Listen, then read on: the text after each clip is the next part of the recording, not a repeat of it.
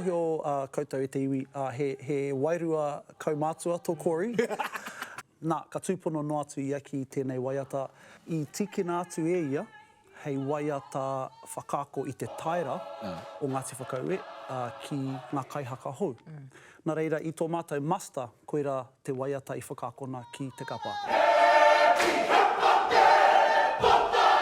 Ka kite te toenga o mātou i te ātāhua o te tū, ka whakatau mātou.